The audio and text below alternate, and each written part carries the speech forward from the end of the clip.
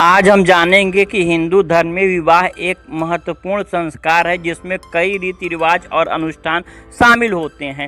तिलक से लेकर शादी तक की प्रक्रिया क्या है, तो सबसे पहले तिलक यानी कि जिसे मंगनी भी कहते हैं वह संपन्न होता है। विवाह के लिए वर और कन्या के परिवार के बीच में समझौता होता है जिसमें वर पक्ष के घर पर कन्या पक्ष के कुछ लोग जाते हैं और वहाँ पर एकत्रित होकर तिलक के कार्यक्रम का जो अनुष्ठान होता है उसे संपन्न करवाते हैं, उपहार देते हैं और इसके बाद में शादी की तैयारियां शुरू होती हैं। तो शादी की तिथि तय रहती है पंडितों द्वारा। इसके बाद में कुंडली मिलान वगैरह पहले से ही हो जाता है, शादी का स्थान तय हो जाता है। इसके बाद में कार्ड वगैरह पहले से ही बढ़ जाते हैं। शादी की तैयारियों के दौरान बहुत सारे अन्य कार्यक्रम होते हैं, मगर जो शादी का अनुष्ठान होता है उससे पहले जो जरूरी होता है, जैसे हर्ष बांस का गढ़ना यानी कि एक बांस होता है उसमें बहुत सारे अन्य जैसे मूसल हो गया, उसके बाद में एक लकड़ी की तख्ती, उन सभी को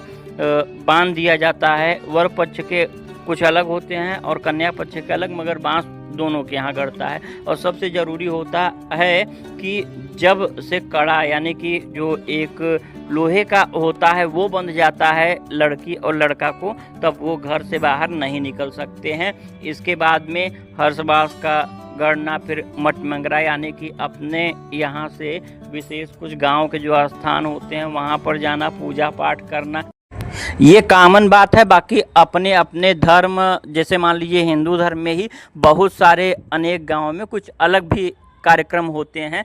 उसके बाद में शादी का जब दिन होता है तो शादी के दिन गृह शांति वर और कन्या के